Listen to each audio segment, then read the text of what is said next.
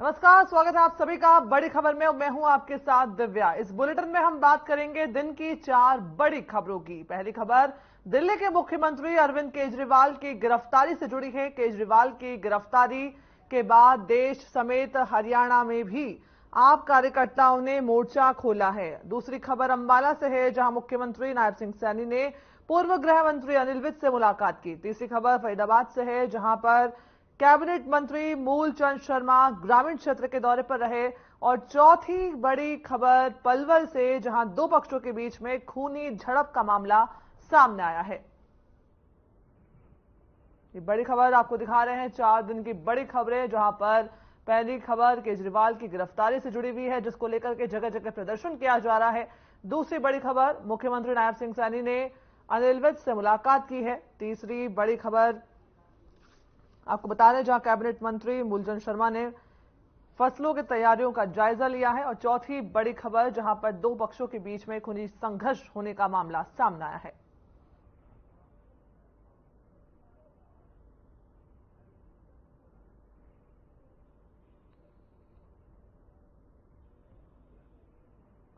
ये TV screen पर देख सकते हैं दिन की 4 बड़ी खबरें।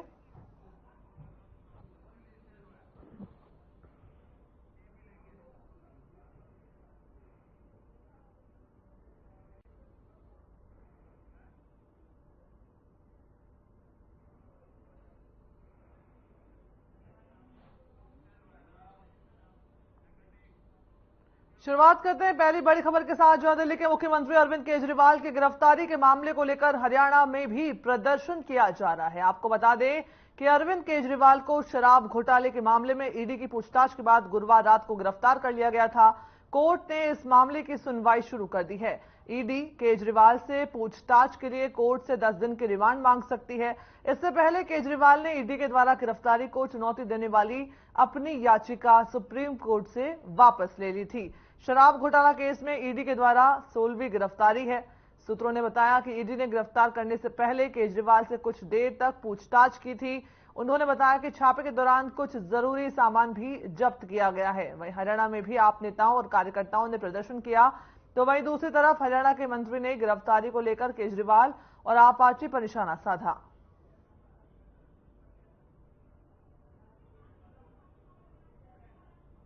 ये खबर आपको बता दें, जहां पर शराब घोटाले मामले में दिल्ली के मुख्यमंत्री अरविंद केजरीवाल की गिरफ्तारी हुई है। तस्वीर आप देख सकते हैं, जहां पर गिरफ्तारी हुई है और इसको लेकर के जगह जगह प्रदर्शन किया जा रहा है।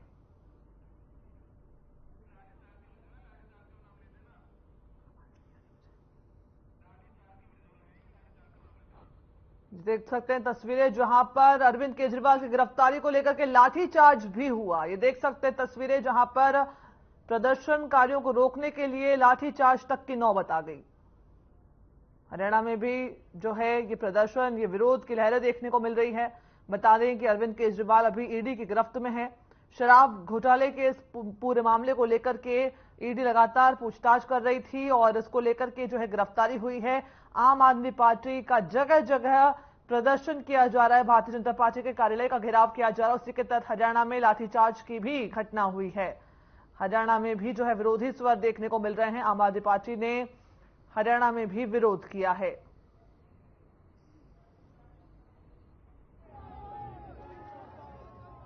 धर्मनगरी कुरुक्षेत्र आज गवाह बनी है अन्याय, अधर्म और अत्याचार की। हम शांतिपूर्ण तरीके से यहाँ धरना प्रदर्शन करने के लिए आए, क्योंकि इन्होंने कायरतापूर्ण कार्रवाई करते हुए एक सिटिंग सीएम को रात के अंधेरे में गिरफ्तार करके जेल में डाला। उसके खिलाफ प्रदर्शन करने आए थे। लेकिन हम तो कब से कह रहे हैं कि इस देश में अब लोकतंत्र नहीं बचा। लोकतांत्रिक तरीके से प्रदर्शन भी नहीं करने दिया, सिर के ऊपर लाठियां मारी है। आप मुझे बताइए, कौन से लोकतंत्र में ये होता है कि 10 कम से कम नोटिस। मैं तो मानता हूं कि अगर जो आदमी सच्चा होता पहले नोटिस पे जाके कहता कि भैया ये मेरे फैक्ट्स हैं और ये मैं खड़ा हूं, अगर मेरे में कोई कमी नजर आती है तो पहले दिन से न डरते। 10 नोटिस, एक एजेंसी के 10 नोटिस जाना, और कोई ईडी के पास अगर कोई सबूत होगा तो माने कोर्ट में ईडी को प्रूव करना पड़ेगा। कोई बिना सबूत के या कोई गलत अगर इलविल से उठाया भी है तो ईडी को भी पता है कि हमारे ऊपर भी कार्रवाई हो सकती है। केजरीवाल जी अपनी बेगुनाही के सबूत जुटाएं, अपनी बेगुनाही साबित करें। भारतीय जनता पार्टी ने कभी ना बदले की राजनीति की है, ना भारतीय जनता पार्टी इस चीज में विश्वास रखती है। हाँ, केजरीवाल जी के पास जितने तरीके की चालें हैं अपने वोट बैंक को सुरक्षित रखने के लिए, केजरीवाल साहब देश की सुरक्षा को भी गिरवी रख सकते हैं और ये प्रूफ उन्होंने दिया है, प्रूव कर दिया उन्होंने। पहले सर्जिकल स्ट्राइक हुई, उसका प्रूफ मांगा। जिस राम को लेके वो काल्पनिक पात्र बताते थे, बाद में कहने लगे जब राम मंदिर बना कि मेरी नानी कहती थी कि राम होना चाहिए, और आज वो राम राम का नाम जपते हैं। इतनी अपनी बात से पलट गई। और अगर केजरीवाल साहब फर्जीवाल साबित होते हैं तो भी कोई चिंता नहीं है, उनको जाना ही पड़ेगा जो कर्म किए होंगे। और अगर वो फर्जीवाल नहीं है तो कोर्ट के अंदर मानिए कोर्ट में उनकी बेगुनाही साबित होगी तो भी उनको कोई चिंता करने की जरूरत नहीं है। यानी अब केजरीवाल साहब, मुझे लगता है इस राम को काल्पनिक बताते थे, अब उसका नाम लेने का समय केजरीवाल साहब का आ गया है। जपें, प्रभु की तरफ अपना ध्यान लगाएं, मन शांत होगा। मन की शांति बड़ी चीज है। इस समय उनको सबसे ज्यादा जो चीज चाहिए, मन की शांति चाहिए। सत्ता तो आती जाती रहती है, लेकिन मन की शांति मेरा मानना है। और इस खबर पर हमारे साथ जुड़ गए हैं प्रोफेसर विधु रावल, भारतीय जनता पार्टी के प्रवक्ता हैं। सर, आपका बहुत बहुत स्वागत है। पहली बार किसी सिटिंग मुख्यमंत्री की जो है गिरफ्तारी हुई है। लगता है हमारा संपर्क जो है अभी विधु रावल जी से टूट गया है। ये खबर आपको बता रहे हैं लगातार जहां पर दिल्ली के मुख्यमंत्री अरविंद केजरीवाल की गिरफ्तारी हुई है।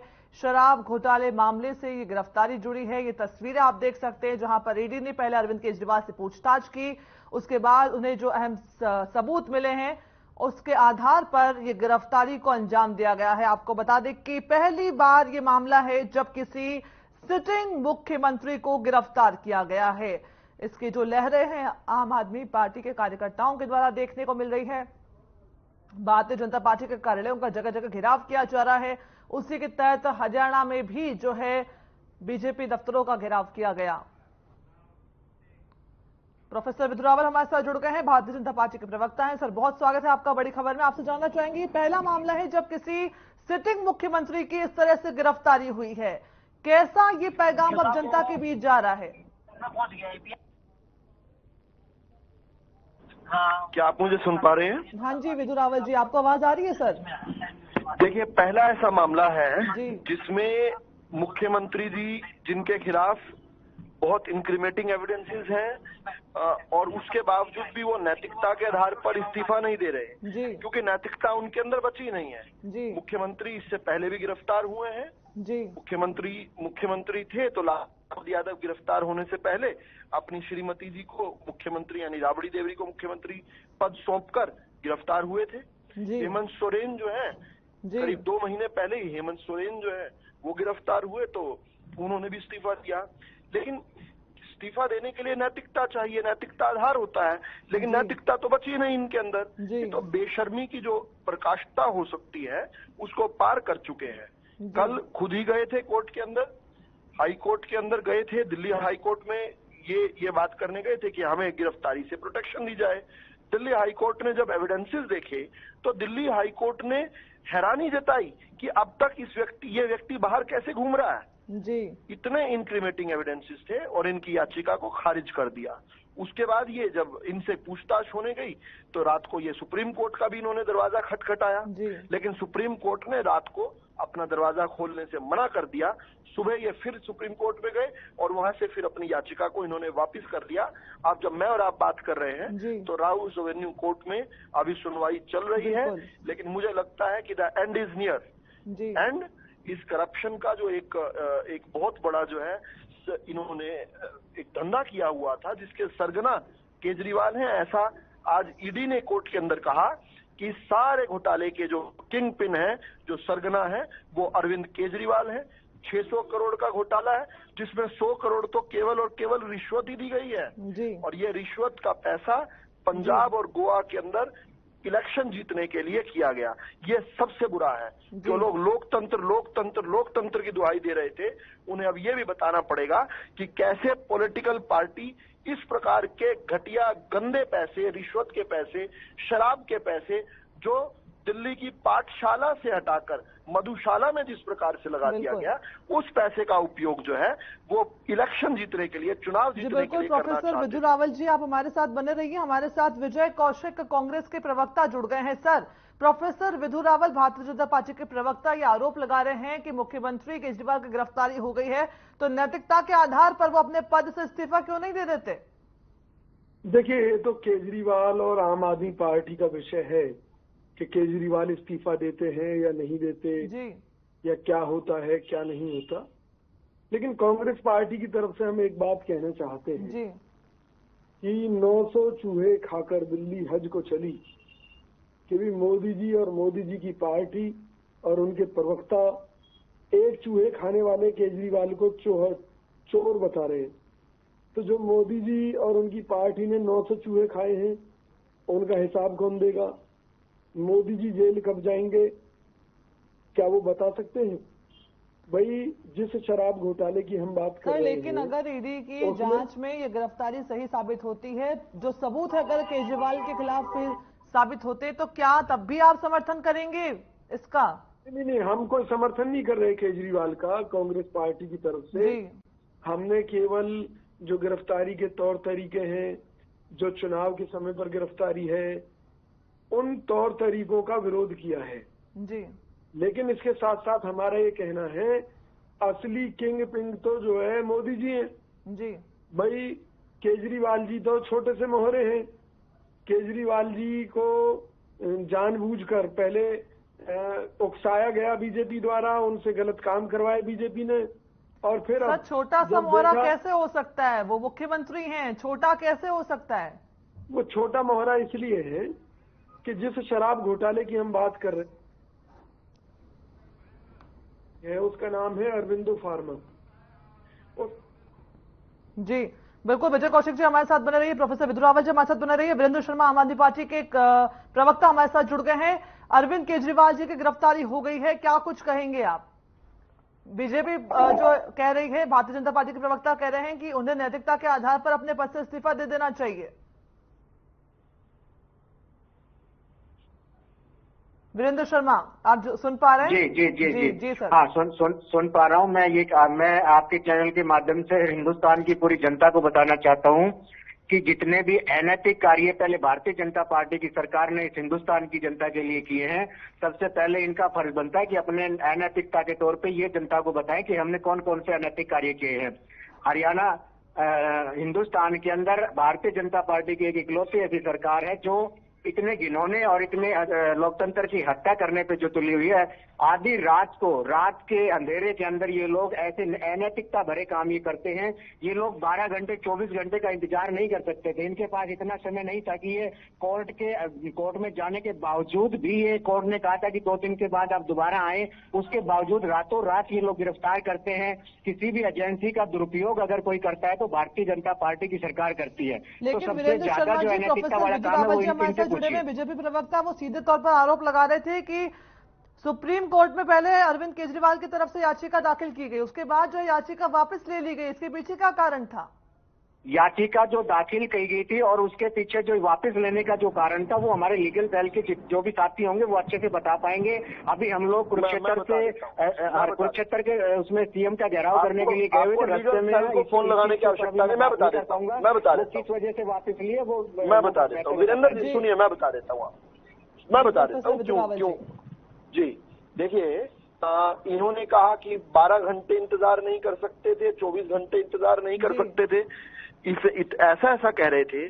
जबकि कल जब ये खुद दिल्ली हाई कोर्ट के अंदर खुद गए थे गिरफ्तारी ना हो, इसलिए जब कोर्ट ने कहा कि आपके पास, आप क्या गिरफ्तार करेंगे, ईडी से पूछा, ईडी ने कहा कि हाँ गिरफ्तार करेंगे। कोर्ट ने कहा कि इसके लिए तो एविडेंसेस चाहिए, तो ईडी ने कहा, ईडी की तरफ से वकील जो खड़े हुए थे उन्होंने ये कहा कि हमारे पास पुख्ता सबूत है और हम भी तो यही कह रहे हैं, हम भी तो हिंदुस्तान की जनता को यही बताना चाह रहे हैं। आपने आम आदमी पार्टी के जितने लोग गिरफ्तार किए हुए हैं उनके क्या एविडेंस दिया आपने? उनके अभी तक कोई एविडेंस दिया कि आपने? आप क्यों नहीं एविडेंस दे पा रहे हैं? आपका काम सिर्फ गिरफ्तार करना रहेगा? चोरी करोगे, सिर्फ सीनाजोरी करोगे, नहीं चलेगा ऐसे। आपका काम सिर्फ गिरफ्तार करके लोगों को जेल में डालना आपका काम है। आप लोगों की आवाज दबाना चाहते हैं। हिंदुस्तान के अंदर चुने हुए नुमाइंदों की आवाज को दबाना आपका काम है। विपक्ष मुक्त होना चाहते हैं आप। वीरेंद्र जी, एक बार प्रोफेसर विदु रावल जी को अपनी बात पूरी कर लेने दीजिए, उसके बाद आपको दोबारा बोलने का मौका दिया जाएगा। देखिए, ये चोर मचाए शोर का उत्कृष्ट उदाहरण है। जब मैं कोई बात रख रहा हूं, मेरे बीच में बोलने का अर्थ ही नहीं कोई। अपने समय में बोले, अपना तर्क दें या कुतर्क गढ़े अपने। तो जब माननीय कोर्ट ने कहा कि नहीं, आपको एविडेंसेस देने पड़ेंगे, तो ईडी के वकील ने कहा कि बिल्कुल ठीक बात है, हमारे पास ये व्यक्ति बदतमीज है जो बीच में बोलता है, इसको क्या कीड़े काटते हैं बीच में। एक आखिरी सवाल वीरेंद्र शर्मा जी आपसे, विजय कौशिक जी आपसे लेना चाहेंगे। विजय कौशिक जी, गिरफ्तारी के विरोध में पार्टियों का प्रतिनिधिमंडल जो है शाम 5 बजे आज चुनाव आयोग से मुलाकात करेगा। क्या कांग्रेस पार्टी के नेता भी शामिल रहेंगे? कांग्रेस पार्टी भी सम्मिलित है इसके अंदर? देखिए, तो उसके बाद जो है कोर्ट के चैम्बर के अंदर जाकर ईडी के वकील साहब ने जो सबूत दिखाए, तब जज साहब तिल मिलाते हुए बाहर आए और उन्होंने कहा कि ऐसा व्यक्ति अब तक जेल से बाहर कैसे है। उनका ये कहना था कि ये व्यक्ति जेल से बाहर, और ये कहते उन्होंने याचिका फाड़ दी इनकी, और उसके बाद कोई कारण ही नहीं बचा था। ये भी जानते थे कि उसके बाद गिरफ्तारी होनी है, इसलिए कागज तैयार किए गए। और रात को आज भाई आप बंधक है क्या? बंधक की तरह एक से दूसरे का आप पाकिस्तान चीन का युद्ध भी बात कर लो, यूक्रेन और रूस की बात। प्रोफेसर नीतीश राय ने दिल्ली शराब घोटाले मामले में अरविंद केजरीवाल को गिरफ्तार कर दिया है। चर्चा में हमारे साथ प्रोफेसर विदु रावल जुड़े थे, बीजेपी के प्रवक्ता, साथ ही विजय कौशिक कांग्रेस प्रवक्ता, वीरेंद्र शर्मा आम आदमी पार्टी के प्रवक्ता हमारे साथ जुड़े थे। बहुत बहुत धन्यवाद आप तीनों का। बड़ी खबर में अब दूसरी बड़ी खबर का रुख करते हैं, जहां मुख्यमंत्री नायब सिंह सैनी ने प्रदेश के पूर्व गृह मंत्री अनिल विज से मुलाकात की है। इस दौरान नायब सिंह सैनी ने अनिल विज को बुके देकर के उनसे आशीर्वाद भी लिया, जिसकी जानकारी सीएम नायब सिंह सैनी ने सोशल मीडिया पर तस्वीरें साझा करते हुए दी। मुलाकात के बाद अनिल विज ने कहा कि मैंने पहले भी कहा है कि मेरी पार्टी से कोई नाराजगी नहीं है, मैं पार्टी का अनन्य भक्त हूं। इस प्रकार की जो घटनाएं होती रहती है, मैं उसे कभी दिल पर नहीं लगाता।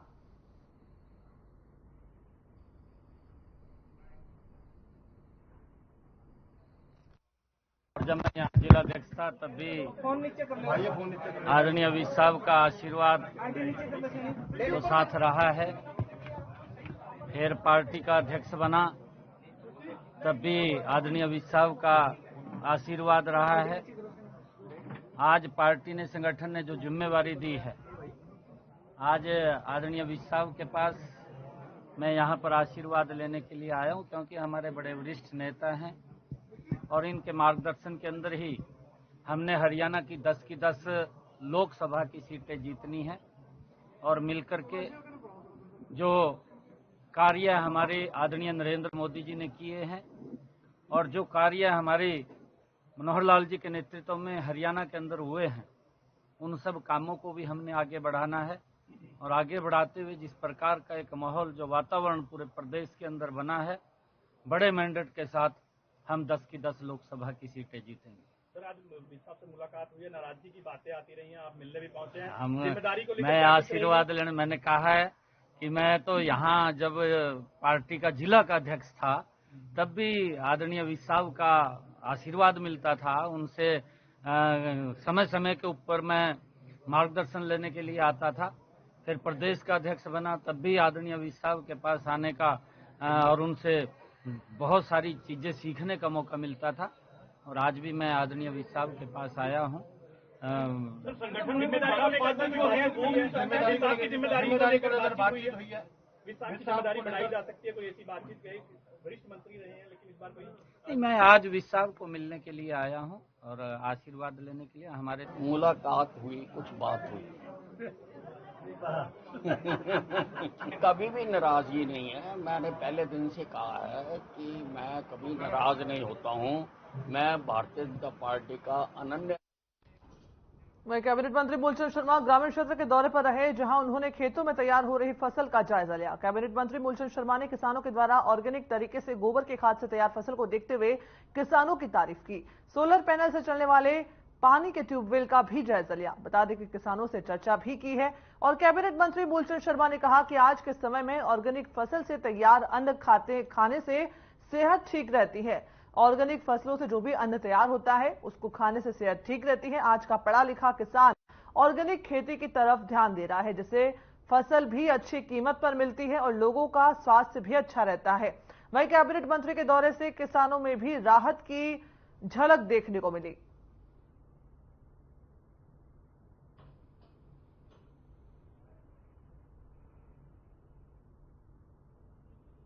आज आप स्वयं भी गांवों के दौरे पर रहे, क्या कुछ देखने को मिला है और क्या कहेंगे इस बारे? मैंने आज कई गांवों का दौरा किया है कि गेहूं की फसल आने वाली है और अप्रैल के फर्स्ट वीक में जो कटाई लामनी चालू है और जो भी क्या है कि किसानों की कोई समस्या हो, किसानों की मंदी हो, उस सबके और बम्पर फसल आने वाली है। जिस तरह के बम्पर सर्दी रही है, जिस तरह का मौसम रहा है और बम्पर फसल के और इस खबर पर जरा जानकारी के लिए हमारे साथ मोनू पांचाल हमारे संवाददाता जुड़ गए हैं। मोनू पांचाल, क्या कुछ अपडेट है? कैबिनेट मंत्री का दौरा हुआ है और साथ ही फसलों को लेकर के जायजा लिया गया है मूलचंद शर्मा के द्वारा। देखिए दिव्या, फरीदाबाद में जो है आज कैबिनेट मंत्री मूलचंद शर्मा जो है आज जो है ग्रामीण क्षेत्र में जो है वो जो है दौरे पर रहे। जो है जिस तरीके से देखा जाता है कि किसान अपनी फसल को बोते हैं और फसल किस तरीके की हो रही है और मंडी में क्या भाव रहेगा, इसको लेकर के जो है कहीं ना कहीं जो है चिंतित किसान जरूर रहते हैं। लेकिन आज कैबिनेट मंत्री मूलचंद शर्मा जो है आज ग्रामीण क्षेत्रों में जो है उनकी किसानों की फसल देखने के लिए जो है वो दौरे पर रहे। तो वहीं खेतों में जो है वो जाकर के जो है वो जायजा लिया कि किसानों ने किस तरीके की खेती जो है वो की हुई है और किस तरीके का जो अनाज है वो पका पर है कि या कोई नुकसान तो नहीं है। वहीं जब दौरे पर रहे तो कहीं ना कहीं जो है कैबिनेट मंत्री मूलचंद शर्मा जो है किसानों की फसल देख करके काफी खुश हुए और उन्होंने कहा कि जिस तरीके से जो कहीं ना कहीं सरकार की जो मुहिम है वो गोबर के खाद की, जिस तरीके से ऑर्गेनिक जो खाद से जो देसी जो फसल है वो यहाँ पर होनी चाहिए, तो वो कहीं ना कहीं किसानों उस तरीके की फसल यहाँ पर करते हुए नजर आए हैं। और जो कहीं ना कहीं जो है किसानों ने जो है वही जो है कैबिनेट मंत्री मूलचंद शर्मा से भी बातचीत की, उन्होंने भी बातचीत की और उन्होंने हालचाल जाना कि किस तरीके की फसल रही है और क्या फसल किस तरीके की फसल जो है उन्होंने बोई है। तो वही किसानों ने जो है कैबिनेट मंत्री मूलचंद शर्मा से बातचीत करते बताया कि वो जो जिस तरीके से सरकार की जो मुहिम है उस मुहिम में वो जो है साथ निभा रहे हैं और कहीं ना कहीं गोबर से जो बना हुआ खाद है उससे जो है वो फसल कर रहे हैं, जिससे कि आज जो है अनाज अच्छा हो और अनाज के साथ साथ जिस तरीके से लोग जो खाते हैं तो उसकी सेहत को ध्यान में रखते हुए, क्योंकि केमिकल खाद इस तरीके की चीजों का जो है यहाँ पर इस्तेमाल नहीं किया जा रहा है।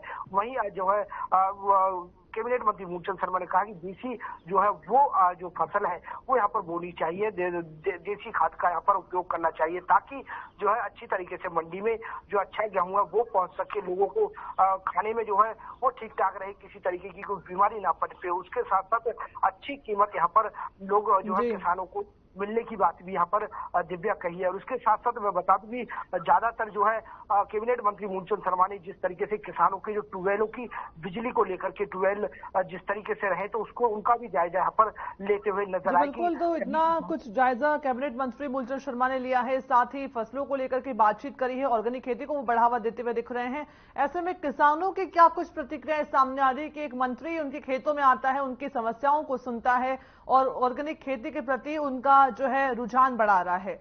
किसान क्या कुछ कह रहे हैं?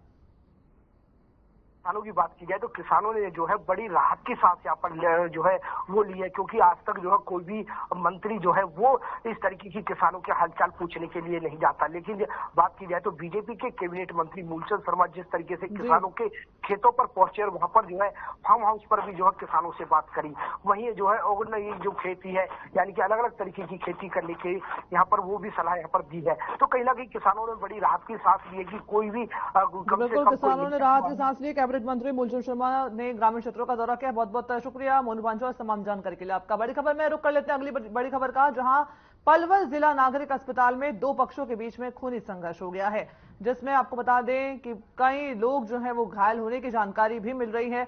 कई लोगों को गंभीर चोटें आई हैं। घायलों को प्रारंभिक उपचार के बाद में गंभीर हालत को देखते हुए हायर सेंटर रेफर कर दिया गया।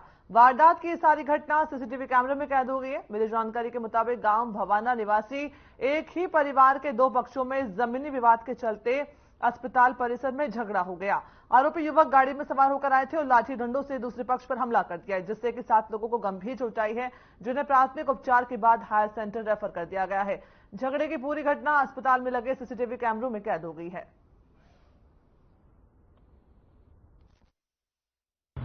ये हमें लगभग 10-20 की सूचना मिली थी कि भाई यहाँ पे सिविल हॉस्पिटल में झगड़ा हुआ है।